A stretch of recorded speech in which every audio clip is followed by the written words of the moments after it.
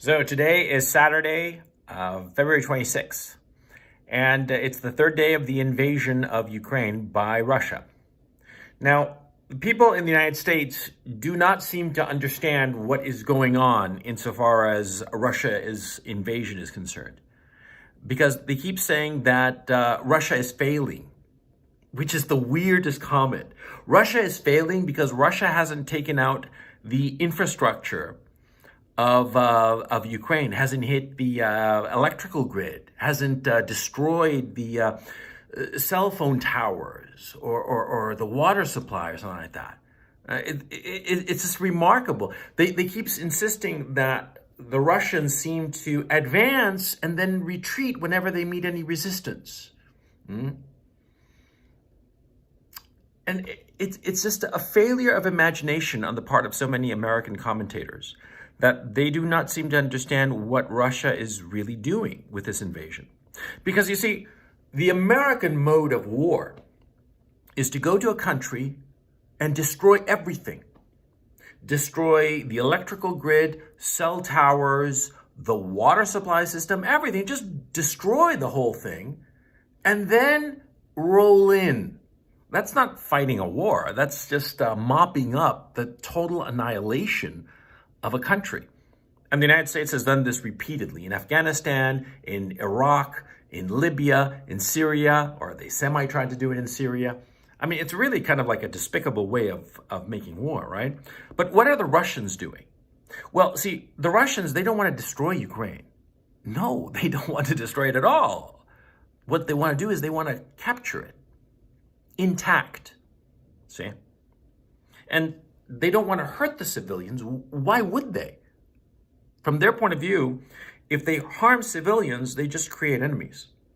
And so they want to capture Ukraine, change the political leadership of Ukraine, and install a political leadership that is sympathetic to Russia's security needs and is going to be a long-term ally. But they don't want to alienate the Ukrainian population. Because if they alienate the Ukrainian population, well, the Ukrainian population will eventually overthrow this puppet regime. And the Russians want to install a puppet regime. Let's not pretend otherwise. But they want to install a puppet regime whereby the Ukrainian citizens are more or less indifferent to it. They don't want to install a puppet regime after having made the lives of Ukrainians so miserable. So that's why they don't want to destroy Ukraine or harm the Ukrainian populace. They want to capture Ukraine intact, change the political leadership, and then let it go. Of course, because they don't want to manage Ukraine. They don't want it to be a burden on them. They don't want that long term. And so what are they doing? They are rapidly invading the whole country, and everybody concedes that they're moving very, very quickly. But they're not hitting any civilian infrastructure. They're only hitting military targets. And they are relentless in hitting the military targets, but always with a certain degree of caution. And I'll explain why in just a moment. But they're hitting military targets.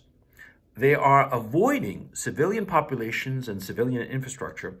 And when they go to a city or a destination, when they encounter any resistance from the Ukrainian army, any serious resistance, they stop and pull back. Because what are they doing? They are encircling. That's their whole strategy. And it's very simple. And if you look at a map, you'd realize it. What the Russians are doing is that whenever they go to a major city, like Kiev, like Kharkov, and soon enough they're going to be in Dnipro, when they get to those cities, they go up to those cities and they meet some resistance and then they pull back. And they allow their forces to start to surround it.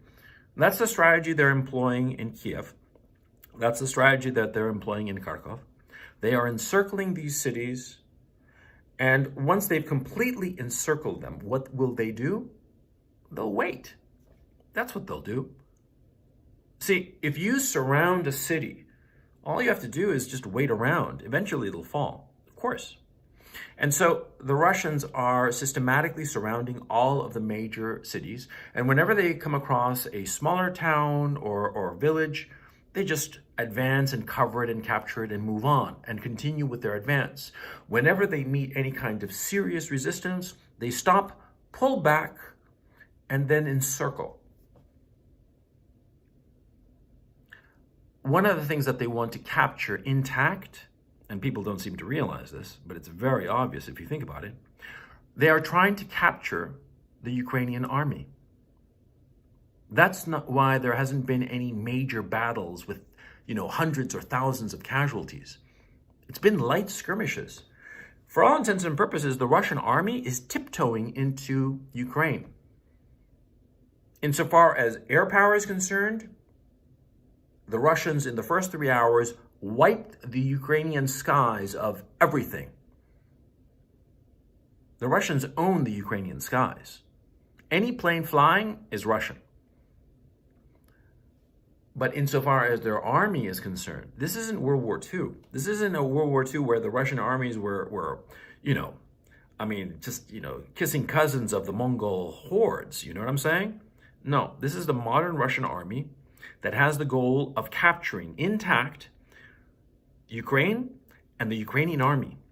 Because the Russians realize that once they have captured Ukraine and changed the political leadership, they will need an army to protect and look after the Ukrainian state and the Ukrainian people and the Ukrainian land. They don't want to destroy the Ukrainian army.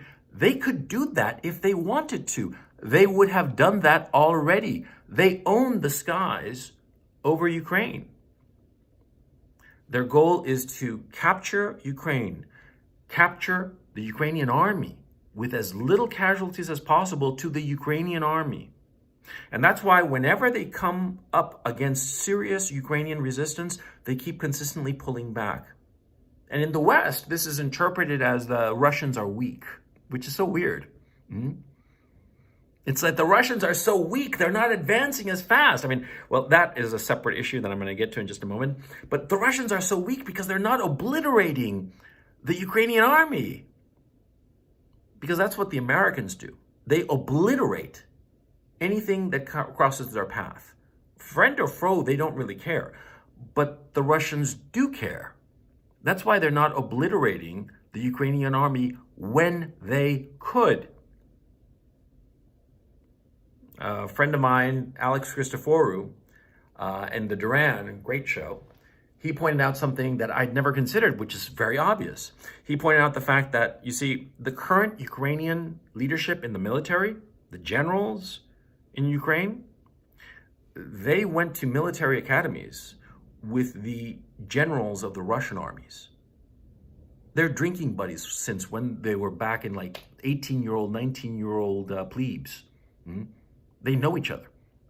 They don't want to kill each other. Of course not. You've got some buddy when you were drinking out when you were 18, right? You want to kill him? No, you could be on opposing sides of whatever contest, but you don't want to hurt him. Of course not. You'll be pissed off at him maybe, but you don't want to kill him. The Russian army doesn't want to destroy the Ukrainian army. They could have done it already in these 3 days of combat. Once the Russians owned the skies over Ukraine, they could have done whatever they wanted with the Ukrainian army. They could have annihilated it, just blown it to smithereens and blown away the entire population of Ukraine if they wanted to. They could cause a major, major humanitarian crisis if they wanted to, and they obviously don't. How do I know this? Because they haven't done it. They have had the opportunity for 3 days to do it, and they haven't done it. I'm doing this stupid video from a hotel room in downtown Kiev, and I'm going to upload it to the internet. Do you think I'd be able to do it if the Russians were really serious about conquering Ukraine? They want to capture it. Understand that. And understand that you in the West, you are being goaded into thinking that Putin and the Russians are like evil Antichrist.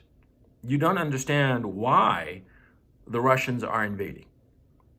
And your political leadership, Boris Johnson, Joe Biden, all these people, they don't want you to understand. Of course not. They want you to just demonize, just to take the easy way out. They want you to imagine that this is a Marvel comic book movie And that, there are white hats and black hats, good guys and bad guys. Yeah, we gotta kill the bad guys because we're the good guys. Yeah. It's so naive. The Russians don't want to harm Ukraine. They would have destroyed Ukraine if they wanted to. But they don't. They want to capture it in one piece. Now, you can say that Russia's motivations are this, that, the other. It doesn't matter. You have to look at the practical reality that is taking place now.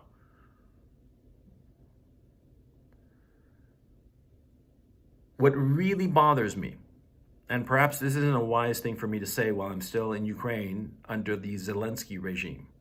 What really bothers me is that the Zelensky regime has no trouble causing a humanitarian crisis. In fact, they welcome a humanitarian crisis. They would love to see dead Ukrainians. And I know this for a fact. And do you know how I know this for a fact? Because the Zelensky government has been handing out AK-47s willy-nilly to the civilian population. As I understand it, they've already handed out 10,000 AK-47s and munitions to match. Now, you see, if you've never had any kind of military experience, you, with a weapon like that, you can become extremely dangerous to all the people around you and to yourself. It takes training to operate a firearm. You have to know what you're doing. It's not a casual thing, okay? It's not like in the movies. It's very, very dangerous. And you can harm yourself before you harm anybody else. And the harm you can cause to others is, it's incalculable and you can't take it back. Now, the Zelensky regime is handing out these weapons, teaching people how to use Molotov cocktails, how to make Molotov cocktails and use them themselves. They want to foment the people to fight the war against the Russians. And the thing is, the Russians have professional soldiers. Now, these professional soldiers, they carry a weapon, they know what to do with the weapon. If they see somebody armed, be it a man in a uniform or just a civilian with an AK-47, well, they're going to shoot him, okay? And so that civilian will be dead, and that will present a great photo op, now won't it? So that Zelensky can wrangle some European country or the Americans or whomever to come in and get involved in this war and potentially escalate the situation to levels that are unimaginable. The Zelensky regime is doing something frankly evil, because it is evil to put civilians, to encourage civilians to do something that incredibly dangerous and irresponsible. The Zelensky regime has also put heavy weaponry in civilian population centers. Now, these heavy weapons, howitzers and whatnot, they're dangerous. And so the Russian army has every right and obligation to destroy such heavy weapons. But of course, when trying to destroy such weapons, it's inevitable that you're not going to quite hit the weapons when you try to aim for them. You're going to hit around the weapons. And therefore, if these weapons are in the middle of apartment complexes, you're going to have Russians shelling apartment complexes, killing innocent civilians. The Zelensky regime is putting these weapons in the middle of populated areas precisely because they want to have this happen. And I'll tell you something else that the Zelensky regime is doing. They are forcibly conscripting men between the ages of 18 and 60. They are not allowing them to leave the country, and if they try to leave the country, they are arrested and forcibly conscripted. That is, forcibly put into the Ukrainian army. Now, what has happened because of this? Well, just about every man between the ages of 18 and 60 is running away from the cities. That's why there are so many refugees. It's not that they're seriously thinking that the Russians are going to shell and destroy their apartments or their homes or whatnot. They're afraid of getting arrested and forcibly conscripted. The women and the young children and old men are having to hide these men who are between the ages of 18 and 60. And by the way, this isn't something that I heard. People that I know personally, people that I do business with, I know them. I've gone drinking with them, eating with them, doing deals with them.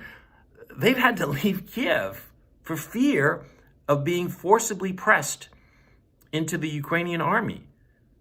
Middle-aged men, farts like me, who are out of shape, we're real good at some business deal, but crappy at carrying a backpack and a weapon, with no experience whatsoever in such activity. And the Ukrainian government, the Zelensky regime, is doing this. And why do you think they're doing it? Well, first of all, you don't forcibly conscript men into your army if you think that you're winning. Now, do you? Of course not. Number one. And number two, by having this forcible conscription, you scare all the men and you create, all on your own, a whole class of refugees, of people fleeing the cities. They're not afraid of the Russians. They're afraid of the Ukrainian regime that is trying to press them into service. That's what's going on. And so you see all the video images of people fleeing the city, and you in the West, you in the United States and Western Europe think, oh, they're afraid of the Russians. No, they're afraid of the Zelensky regime. But I have to say that the issue of handing out weapons to civilians who don't know how to handle them, that is the thing I find most despicable. Because they are willing to have these poor civilians who know nothing of weaponry become martyrs. Because the Russian soldiers who see some civilian with a gun, well, what do you think he's going to do? He's going to shoot him. And that innocent civilian who doesn't even know how to hold the damn weapon is going to die needlessly for nothing, for absolutely nothing. And I find that despicable. I find that truly evil. Also, the Zelensky regime can get a nice photo op. That's what's going on. And if you want to say that the message I'm saying is pro-Russian or pro-Putin, or I'm a Putin stooge or useful idiot or whatever, fine. I don't care. I mean, I don't really care your opinion, man. I don't give a fuck what you think about me. I'm telling you the truth. I'm here. I'm here in Kiev, in the downtown, waiting for the Russians to invade the damn place, So I know what I'm talking about. None of this stuff is appearing in the mainstream media, now is it, Because I'm not following the American or European mainstream media because I know it's just a pack of lies. But probably what I'm saying in this video, you haven't heard it. Well, now you're hearing it. And think a little bit, I mean, in this channel, what have I always told you, stupid motherfuckers, Think for yourself. Think. Look at the information that you have available and ask yourself why something is happening the way it's happening. It's not arbitrary. It's not by chance. People have thought through what they are doing. The Russians have certainly thought through what they're doing. The best that we can hope for is that the Zelensky regime fails in its attempt to wrangle in the Europeans and the Americans into this war, and the Zelensky regime collapses or flees or whatever, and Russia is able to take Ukraine in one piece without harming too many people. And that's the best that we can hope for. Or if not, the whole country will be destroyed. Millions of people will be displaced, hundreds of thousands, perhaps even millions killed. And this is the exact same thing that happened in Iraq. Let's hope that we don't have a second Iraq.